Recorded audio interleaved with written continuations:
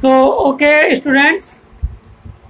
Now today we will start in chemistry atom and atomic mass. Okay. आज हम आपको पढ़ाएंगे what is atom and atomic mass and related to different numerical questions. और इससे संबंधित हम न्यूमेरिकल क्वेश्चन भी आपको बताएंगे. ठीक है. तो आइए स्टार्ट करते हैं. What is atom. पहले तो हम एटम के बारे में जानें. What is atom. तो atom is a smallest particle. What is atom. Atom is a smallest particle of the element and which take part in chemical reaction. और जो केमिकल रिएक्शन में पार्टिसिपेट करता है, प्रतिभाग करता है, मतलब क्रिया कर सकता है, उसे हम क्या कहते हैं. एटम. What is atom. मैं रिवाइज कर रहा हूँ. Atom is a smallest particle of the element and which take part in chemical reaction.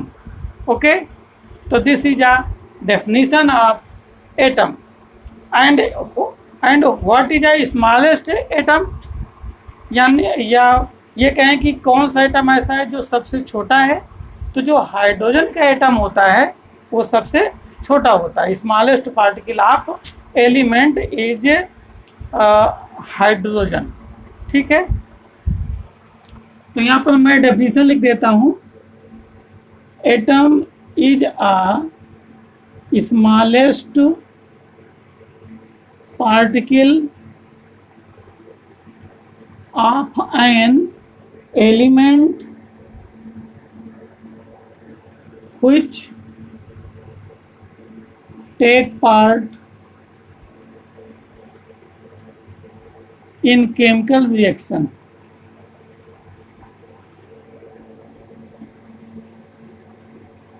या हम ये भी कह सकते हैं which participate in chemical reaction. अगर हम इसको हटा दें तो which पार्टिसिपेट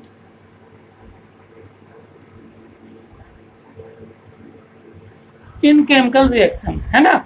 और यहाँ पर लिखेंगे the smallest particle is hydrogen and atomic mass is 1.008 AMU. ये होता है. उसका एटॉमिक मास होता है किसका. स्मॉलेस्ट पार्टिकल यानी हाइड्रोजन का जो एटम होता है स्मॉलेस्ट पार्टिकल, उसका जो एटॉमिक मास होता है 1.008 होता है AMU यानी एटॉमिक मास यूनिट. और एटम की डेफिनेशन भी हो गई. ये सारा हो गया. अब हम डेफिनेशन बताएंगे एटॉमिक मास. चलो इसी के नीचे बताते हैं. एटॉमिक मास की हम क्या बताएंगे आपको. डेफिनेशन बताएंगे. ओके. Atomic mass. तो जो मॉडर्न डेफिनेशन है आपकी एटॉमिक मास की, वो डिपेंड्स ऑन द कार्बन. ठीक है. कार्बन से कंपोजाइज करके एटॉमिक मास बताया गया है कि किसी भी एटम का एटॉमिक मास कितना होगा. Okay.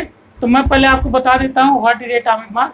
Atomic mass of an element, मतलब किसी भी एलिमेंट का जो एटॉमिक मास होता है. Atomic mass of an element is a number. एक प्रकार का नंबर है ये जो एटॉमिक मास होगा. जैसे ये नंबर है 1.008, तो ये एक प्रकार का नंबर है. ठीक है. Atomic mass of an element is a number which express, मतलब जिसको एक्सप्रेस किया जाता है, which express an atom it is how many times heavier. It is how many times heavier. और किससे 1/12 part of mass 1/12 part of mass of an 1 carbon atom. तो मैं लिखे रहता हूँ और आप समझिएगा लिखने के बाद में है, ठीक है। तो यहाँ लिखता हूँ atomic mass of an element is a number. Okay student, atomic mass of an element is a number which express of an atom. It is how many times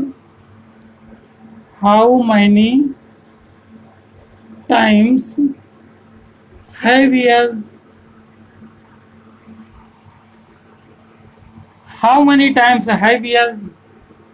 than 1/12th part of an atom of one carbon 12 atom. ये ठीक है, ये समझ पा रहे हैं आप। मतलब एटॉमिक मास एक प्रकार का नंबर है। कोई atomic mass of an element के किसी भी एलिमेंट का जो एटॉमिक मास है इज अ नंबर, एक प्रकार का नंबर है। व्हिच एक्सप्रेस, जिसको हम एक्सप्रेस करते हैं ऑफ एन एटम के एक्सप्रेस कर सकते हैं। It is how many times heavier than 1/12th part of an atom of one carbon atom. ठीक है, मतलब जो कार्बन है, कार्बन के एक चीज और थोड़ा सा यहाँ पर शायद रह गई है, 1/12th पार्ट ऑफ मास ये कर देते हैं। यहाँ पर हम मास अगर कर दें, क्योंकि जो कार्बन है, कार्बन का मास 12 ग्राम होता है, 12 AMU, तो उसका 1/12th पार्ट करेंगे और फिर उसको कंपेराइज करेंगे दूसरे एलिमेंट के एटम को कि how many times that it, है ना, वो कितने टाइम्स वो है, कार्बन के एक एटम के 12th पार्ट का वो कितने टाइम्स है अदर एटम। ठीक है, तो atomic mass of an element is a number which express of an atom. It is how many times heavier than 1/12th part of mass of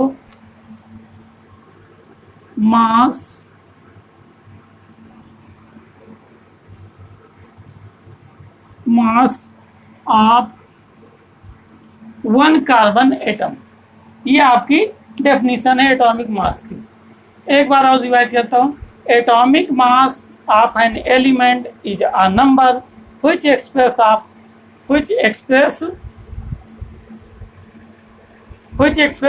an atom. It is how many times heavier than 1/12th part of mass of one carbon atom. मतलब carbon है, carbon का जो मास होगा उसका 12th part करेंगे 1/12, यानी 12 हिस्से करेंगे, और उसका जो एक हिस्सा है उससे हम दूसरे एटम की तुलना करेंगे कि दूसरा एटम उस मास के, कार्बन के मास के कितने गुना भारी है। ठीक है, तो कोशिश की है मैंने समझाने की। यदि आपके समझ में आ गया है सो बेटर, नहीं तो फिर आगे फिर समझेंगे, अभी कोई प्रॉब्लम नहीं है। तो ये हो गया आपका एटॉमिक मास।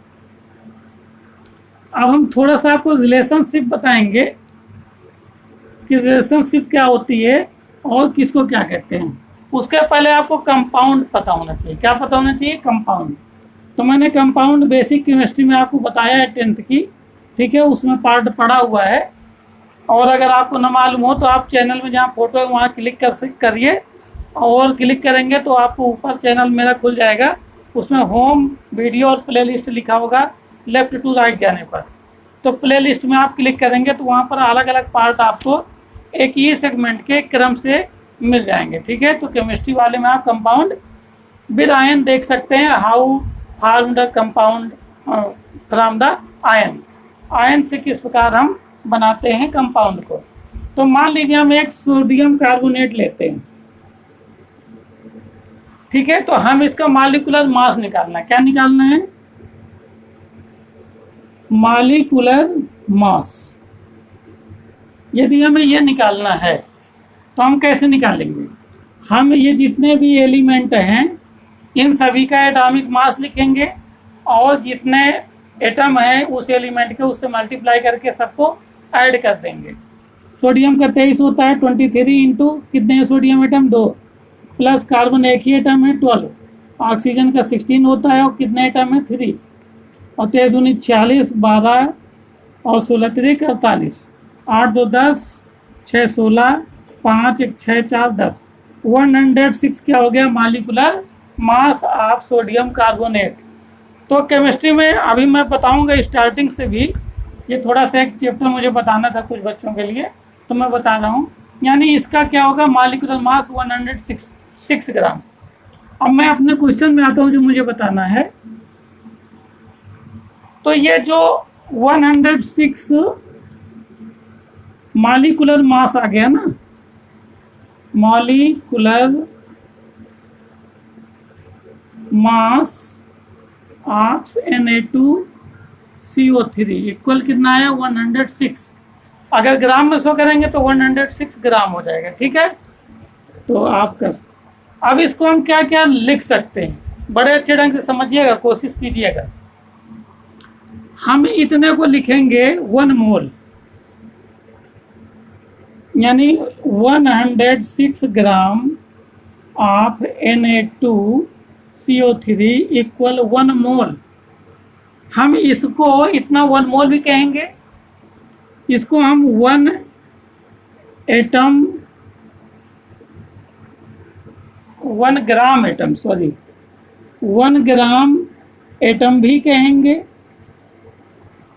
और इसको हम ग्राम एटॉमिक मास भी कहेंगे। ये रिलेशन है, मैं बता रहा हूँ। ये जो कोई भी कंपाउंड लेंगे उसका मॉलिक्यूलर मास निकाल लेंगे, और मॉलिक्यूलर मास जितना होगा उतने ग्राम में 1 मोल होंगे, उतने ही ग्राम में, यानी 1 मोल को ही 1 ग्राम एटम कहेंगे, और इसी को ग्राम एटॉमिक मास कहेंगे। यानी अगर ग्राम एटॉमिक मास आप सोडियम कार्बोनेट पूछे तो कितने ग्राम के इक्वल होगा? तो 106 ग्राम के इक्वल। अगर कोई ये पूछे कि 1 gram atom of sodium carbonate कितना होगा, तो कहेंगे आप 106 ग्राम, यानी 106 ग्राम। अगर ये कहे कि 1 मोल ऑफ सोडियम कार्बोनेट में कितना मास होगा उसका, तो 106 ग्राम। या ये कहे कि 106 ग्राम ऑफ सोडियम कार्बोनेट में कितने मोल होंगे? 1 मोल। जस्ट अपोजिट है एक दूसरे का, बस आपको समझना है। तो प्रैक्टिस से ही समझ में आता है, बिना प्रैक्टिस से समझ में नहीं आता है। देखो अब एक तो ये रिलेशन हो गया। अब मैं दूसरा बताता हूँ, number of atom in any compound. Number of atom in any compound, तो वो होता है 6.023 इंटू 10⁻23 एटम। मतलब किसी भी, हाँ, नंबर ऑफ एटम इन 1 मोल, यहाँ पर ये लिखेंगे इन 1 मोल ऑफ एनी कंपाउंड।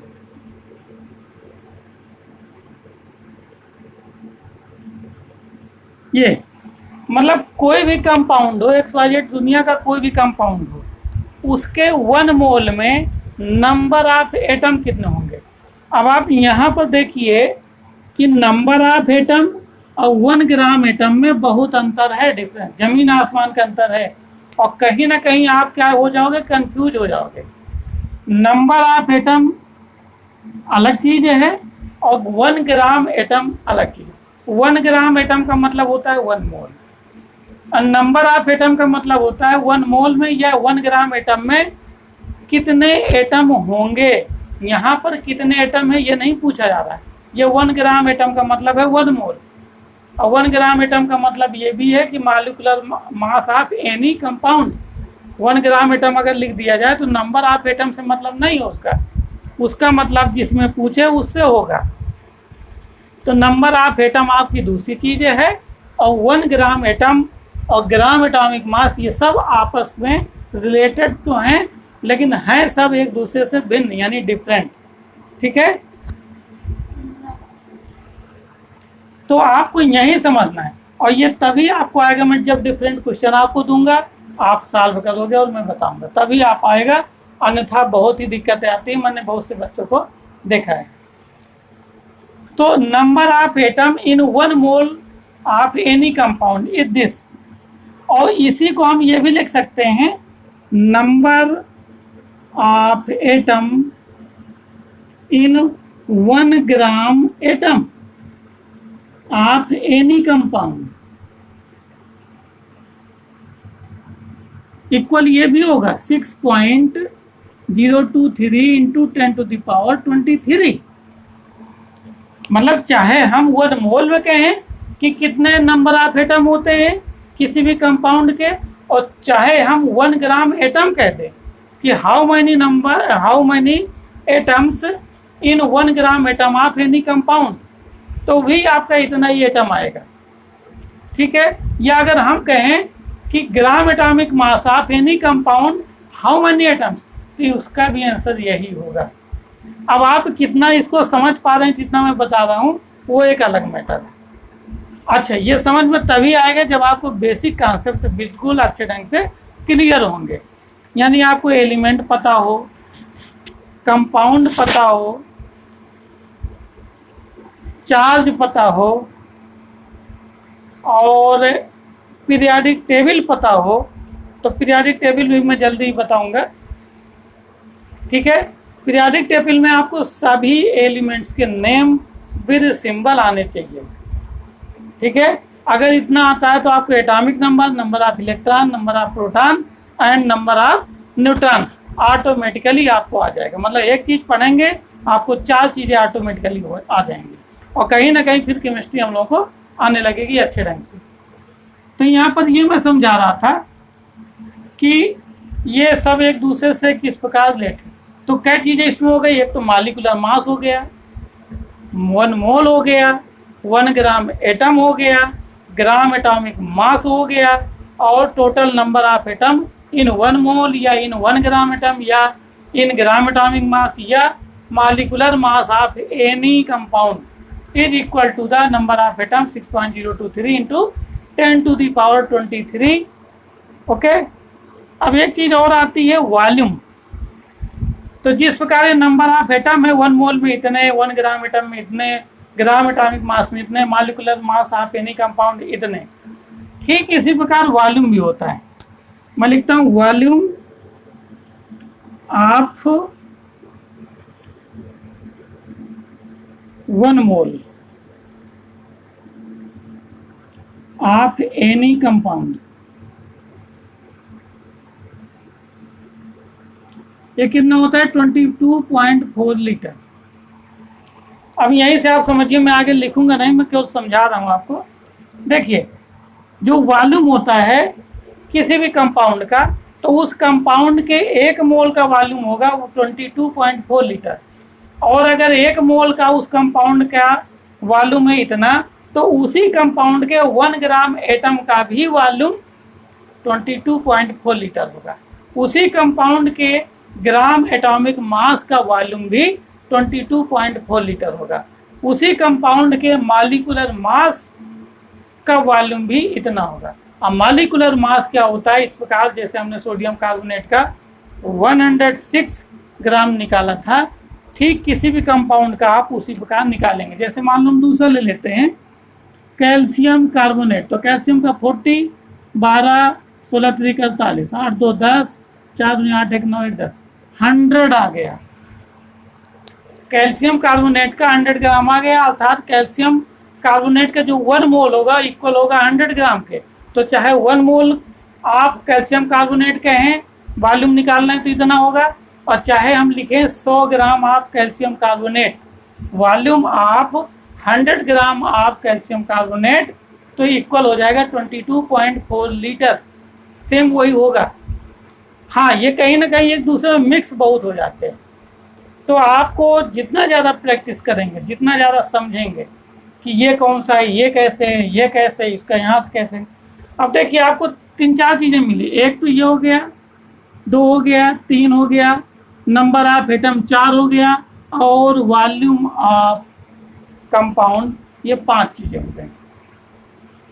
तो ये कहीं ना कहीं इक्वल है। देखो अगर हम इसको हम ऐसे लिख दे, 1 mole of any compound equal volume of 1 mole of any compound और number of atom in 1 compound. तो 1 मोल का मॉलिक्यूलर मास होता है,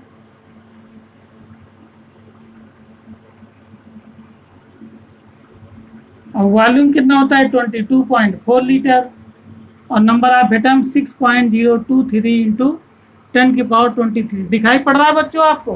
ठीक, तो ये है। देखिए अब इसमें एक दूसरे में रिलेशन है। अगर हम इतने एटम लें तो किसी भी कंपाउंड के इतने एटम का जो वॉल्यूम होगा 22.4 लीटर होगा, या 20.4 लीटर वॉल्यूम में किसी भी कंपाउंड के नंबर ऑफ एटम इतने होंगे, या इतने वॉल्यूम में किसी भी कंपाउंड के इतना मॉलिक्यूलर मास होगा जो कंपाउंड का मॉलिक्यूलर मास आएगा, या 1 मोल कहेंगे। इतने लीटर में किसी भी कंपाउंड के वॉल्यूम के इतने लीटर में 1 मोल होगा, इतने ही वॉल्यूम में इतने एटम होंगे। तो कहीं ना कहीं ये सब देखिए एक दूसरे से रिलेटेड है। तो मैं एक आध क्वेश्चन जैसे देता हूँ आपको, एक क्वेश्चन देता हूँ, तो हो सकता है आपको कुछ क्लियर हो और भी। ठीक है, क्वेश्चन बता दो। तो स्टूडेंट्स आपको एक क्वेश्चन बताता हूँ। मान लीजिए मैं क्वेश्चन लिखता हूँ, क्वेश्चन है how many atoms will be 2.24 liter volume of 2.24 liter of sodium carbonate मान लीजिए ले लेते हैं। मतलब सोडियम कार्बोनेट के 2.24 लीटर वॉल्यूम में कितने एटम होंगे। तो कितने एटम होंगे, एटम पूछता है, तो number of atom right side रहेगा और जो वॉल्यूम है वो क्या रहेगा, लेफ्ट साइड रहेगा। ठीक है, तो हमको पता है कि 22.4 लीटर में नंबर ऑफ एटम जो होते हैं कितने होते हैं, 6.023 इंटू 10⁻23। तो हम 1 लीटर में निकाल लें, तो 6.023 इंटू 10⁻23 अपान 22.4 लीटर। और फिर कितने लीटर में पूछा है, 2.24 लीटर में कितने एटम होंगे, 6.023 इंटू 10⁻23 अपान 22.4 इंटू 2.24। तो यहाँ से देखो ये 2 डिजिट बाद उधर गया, ये 1 डिजिट कम पड़ गई तो 0 बढ़ा दिया। अब यहाँ से इसको डिवाइड करेंगे 10 टाइम्स जाएगा, और ये हो जाएगा 6.023 इंटू 10 की पावर, ये 10 है, ऊपर जाएगा पावर 1 है तो ऊपर जाएगा माइनस का, तो 22। इतने आपके एटम हो जाएंगे 2.24 लीटर आप सोडियम कार्बोनेट के वॉल्यूम में। तो इस प्रकार से आपको एक क्वेश्चन बताया। कल मैं आपको और भी बहुत सारे क्वेश्चन यानी न्यूमेरिकल 2-3 दिन आपको लगवाऊंगा, कम से कम 25-30 क्वेश्चन। ठीक है, ओके, थैंक यू स्टूडेंट्स।